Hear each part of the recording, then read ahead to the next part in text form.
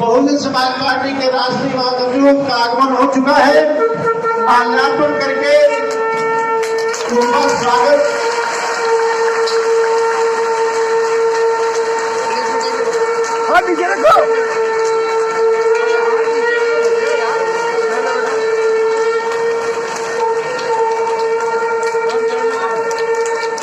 पीछे रखो।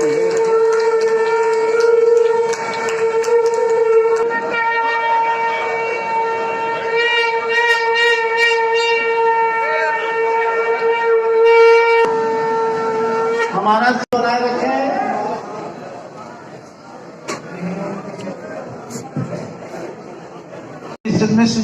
जब तक हम भारतीय जनता पार्टी का असली चेहरा और इनके जो नेतागण हैं, जो मुखिया हैं, जो शासन चला रहे हैं, इनका असली चेहरा उत्तर प्रदेश की जनता के सामने लाने का काम नहीं कर लेंगे और इनका मुखौटा उतार करके उस चेहरे को नहीं दिखाएंगे, तब तक हम लोग रुकने का काम नहीं करेंगे।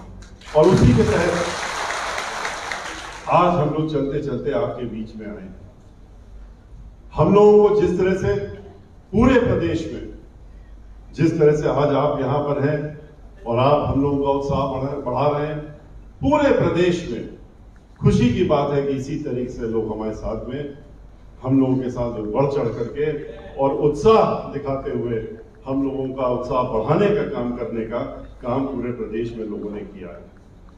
और 2003 और 2007 में जब हम आपके बीच में निकले थे, पूरे प्रदेश में हम उस समय भी हम आपके बीच में आए, हर जिले में गए थे, खास तौर से ब्राह्मण समाज के बीच में आकर के हमने अपनी चर्चा की थी।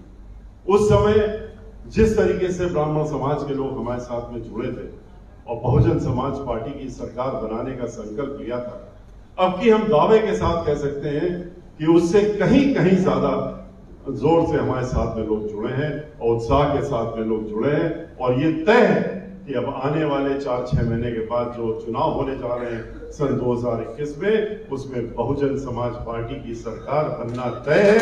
और ये भी तय है कि बहुजन समाज पार्टी की मुखिया बहन मायावती जी अब की बार 5वीं बार उत्तर प्रदेश की मुख्यमंत्री बनकर के उत्तर प्रदेश में कानून द्वारा कानून का राज पुनः स्थापित करने का काम जरूर करेंगे। भाइयों, आज जिस तरह से हालात हैं उत्तर प्रदेश में, वो किसी से छिपे नहीं है। और खास तौर से ब्राह्मण समाज और दलित समाज, इनके साथ में जिस तरह से पूरे प्रदेश में आज भारतीय जनता पार्टी जो कि सरकार में है वो हमलावर है, ये भी सबके सामने है। ये उसी प्रकार से याद करिए जिस तरह से समाजवादी पार्टी की सरकार जब 2003 में आई थी, जब समाजवादी पार्टी की सरकार आती है तो याद करिए समाजवादी पार्टी की कुछ खासियत होती है। उनकी खासियत ये होती है कि आते ही उनकी सरकार में पूरे प्रदेश में गुंडागर्दी, माफिया राज, बलात्कार, महिलाओं के साथ में दुराचार, हफ्ता वसूली, दंगे, फसाद, ये सारी चीजें जितनी होती हैं, लूट मार से लेके हर चीज, जब समाजवादी पार्टी की सरकार आती है शुरू हो जाते हैं। दंगे फसाद तो इस तरह से होते हैं जैसे कि मामूली बात हो। और ये समाजवादी पार्टी और भारतीय जनता पार्टी की भी खासियत है। जो समाजवादी पार्टी की सरकार को उस समय उखाड़ फेंकने का संकल्प आप लोगों ने लिया था, प्रदेश के लोगों ने लिया था और खास तौर से ब्राह्मण समाज के लोगों ने लिया था, तो क्यों लिया था? वो इसीलिए लिया था कि समाजवादी पार्टी भी ब्राह्मण विरोधी है, ब्राह्मणों के खिलाफ खुल करके सामने आने का काम करती है। वो छिप करके नहीं, जैसे भारतीय जनता पार्टी भी छिप करके काम नहीं करते, वो भी खुल करके ब्राह्मण समाज के, खुलेआम ब्राह्मण समाज का विरोध कर रहे हैं। और ब्राह्मण समाज की जिस तरह से हत्याएं हो रही है, सैकड़ों की संख्या पार हो गई है। जिस तरह से ब्राह्मण समाज के मजबूत किस्म के लोग जो हैं उनको चुन चुन करके गोलियों से मारा जा रहा है, उनको गोली मार करके हत्या की जा रही है, सरकारी गोलियों से मारा जा रहा है। यही हाल जो था समाजवादी पार्टी की सरकार में था। याद करिए किस तरह से 2003 में और 7 के बीच में कन्नौज में नौजवान साथी था अपना नीरज मिश्रा नाम का, और वो बहुत मजबूत किस्म का आदमी था, ब्राह्मण समाज का था, दबता नहीं था। डरता भी नहीं था। उसने खुल करके कुछ बात कही गई थी, उसमें विरोध कर दिया।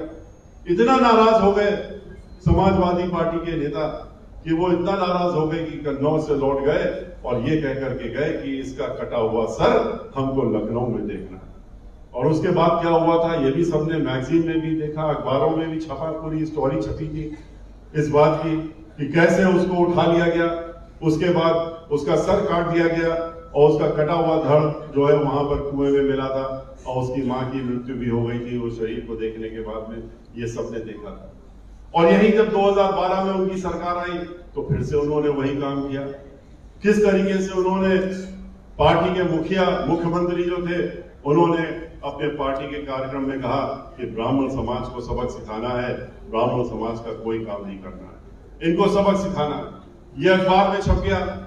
जब अखबार में छप गया तो उसके बाद जो उनकी पार्टी में ब्राह्मण समाज के जो कहते थे कि हम तो संस्थापक रहे हैं इस पार्टी के, और वो राजा राम पांडे जी प्रतापगढ़ के, उन्होंने इस बात का विरोध किया। उन्होंने कहा इस तरह की बात नहीं कहनी चाहिए, ये अच्छी बात नहीं है कि आप किसी एक समाज के लिए कहें कि हमें इनको सबक सिखाना है, इनका कोई काम नहीं करना।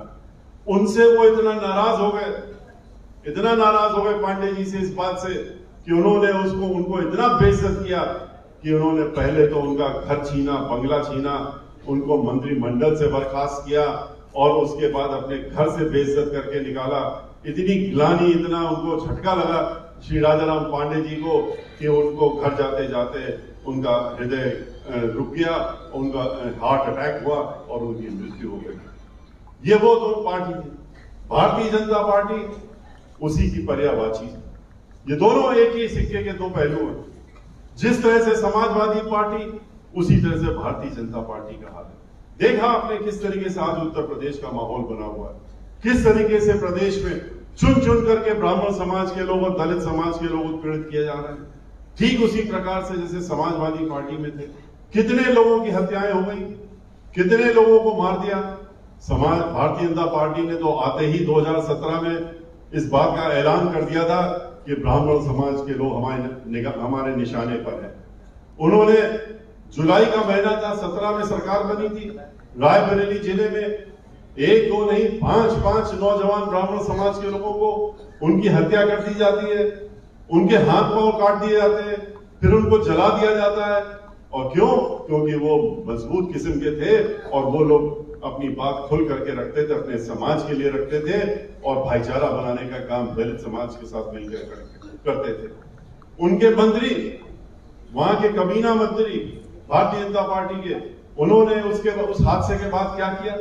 उन्होंने अपनी पीठ थपथपाई और सरकार की भी पीठ थपथपाई और कहा कि ये तो ब्राह्मण समाज के ये लोग जो हैं बहुत बड़े अपराधी किस्म के लोग हैं और ब्राह्मण समाज को सबक सिखाना है तो ऐसे अपराधियों को तो खत्म करना ही पड़ेगा। और ये बड़ा अच्छा काम हुआ।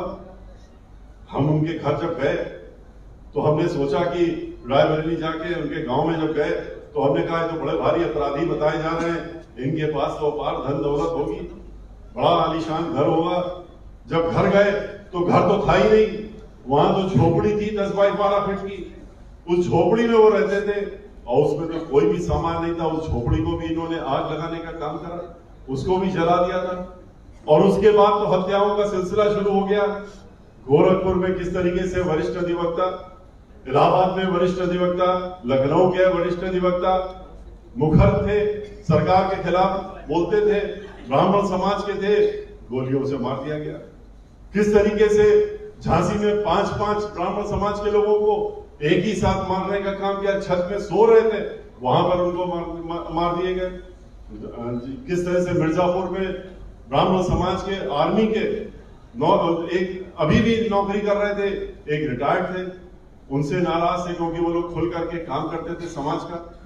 उनको धमकियां देने का काम हुआ पहले, जब नहीं माने तो उनके बच्चों को उठा ले गए, उनको मार दिया, उनकी आंख निकाल दी, मार दिया। उसके बाद जब शोर हुआ, हल्ला हुआ तो मुख्यमंत्री जी ने कहा नहीं हम इंक्वायरी बैठा देंगे, हम सीबीआई इंक्वायरी कराएंगे। लेकिन इंक्वायरी क्यों कराएंगे? वो इसलिए नहीं कराएंगे क्योंकि उनके अपने चहेते लोग जो मुलजिम है उसमें, तो जब उनके ही जो खास लोग हैं वो मुलजिम है तो इंक्वायरी क्यों होगी? दिसंबर का हादसा था, अब तो सितंबर आ गया, लेकिन अभी तक कोई इंक्वायरी बैठाली तक नहीं गई, होने की बात तो दूसरी नहीं। लखनऊ में किस तरीके से कमलेश तिवारी, वो तो हिंदू पार्टी चलाते थे, लेकिन इनके खिलाफ थे, क्यों इनका असली चेहरा दिखाते थे लोगों को, तो नाराज। और उसके बाद क्या होता है उनके साथ में, उनकी भी हत्या हो जाती है। शोरगुल हुआ तो कहा गया नहीं नहीं, इसके ये गुजरात से लोग आए थे, वो मार के चले गए, इसलिए हम नहीं पकड़ पा रहे हैं। कमलेश तिवारी की हत्या हो जाती है। उसके बाद विनय तिवारी तो अपने घर से काम करके अपने काम करके घर जा रहा था लखनऊ में, पूरा मीडिया में अखबारों में सब जगह छपा क्या हुआ उसके साथ। उसकी गाड़ी रोकी जाती है और रोक करके पूछते हैं अधिकारी पुलिस के, क्या नाम है तुम्हारा? नाम बताया उसने, विनय तिवारी। अच्छा पंडित हो, ब्राह्मण हो, गोली मार दी। सब्सक्राइब करें आपके अपने चैनल समता आवाज़ टीवी को, बेल आइकन दबाना ना भूलें सबसे पहले हमारी वीडियो देखने के लिए।